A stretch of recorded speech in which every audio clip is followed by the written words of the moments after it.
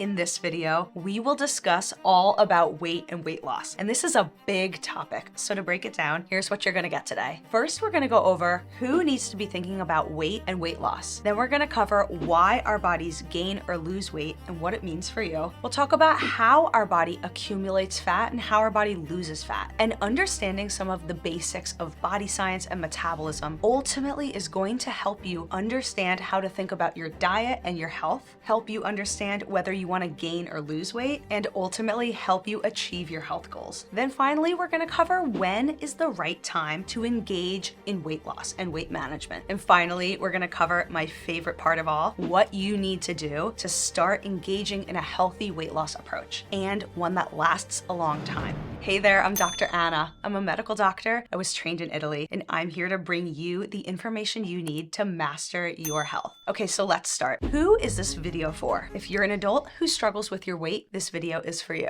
If you want to understand how we gain and lose weight, this video is for you. If you live in the USA or in a country with a westernized diet, this video is for you. So let's start by discussing some context. It is no secret that Americans generally struggle with their weight and that most people in the US are interested in weight loss. Why is this? Well, the statistics really say it all. Nearly 1/2 of Americans are either overweight or obese, and the rate of obesity has more than tripled in the last 60 years. And what this means is that the rate of obesity was not always this high just a few decades ago. So this problem is new relative to the history of the world, and this problem is right now. And likely it's affecting you or your loved ones. So what exactly changed in the last 60 years? Is it genetics? No, that doesn't explain it. Let's talk big picture first. It is not all our fault. Don't let anyone blame you entirely for your challenges with your weight. Truth is, our world has changed around us. It is a combination of our lifestyle and our diet that have shifted so dramatically in the last decades. So for example, some changes that have occurred in the last decades include our technology. Because of the internet and the advent of all our new tools at our fingertips, we are socializing less often outside of our houses and we're spending more time alone on our devices. Therefore, we generally speaking are getting less physical activity on a day-to-day basis. And because of this technology, our jobs have shifted a lot. Most of us, if we're working with a computer, we are living a more sedentary lifestyle at the workplace. And that is just a fact of life right now. And then our lifestyle started to shift as well. Some of these technological tools and advances have allowed us to do things like order almost anything online and get it delivered. We're not even going shopping for our clothes or our groceries anymore in person. Part of this is thanks to the very modern boom in the convenience economy that was pushed forward from COVID. But honestly, this was already happening before COVID hit our world. And something else that has been going on for quite some time is the fact that, at least in the United States, communities are built for cars and not for pedestrians. So there are some neighborhoods that don't even have sidewalks on their streets, and others, there's nowhere to even walk to. All in all, this is driving down the amount of physical activity that we are getting in a day. And then we have the food that has changed. Now, the truth is, it's not our discovery of lab-grown meat is what is so dramatically different. Instead, it's that in food manufacturing, there is sugar being added to almost everything you can imagine. And we know that this type of sugar, which is often table sugar added in to make things taste sweet and delicious, it often can cause addiction. But this is not just a problem in the grocery stores. We have this kind of food everywhere we turn. It's in our gas stations, it's in our school cafeterias, it's in our work vending machines, it's at our sporting events, it's in airports, it's in malls. I literally can't name it all because everywhere you turn, you're going to be exposed to very sugary foods. Not to mention the fact that we're being advertised to eat foods like this all the time on our social media apps and billboards on highways and TV commercials. So when it comes to healthy living in the Western world, let me be very clear. The odds are against us, and keep this in mind.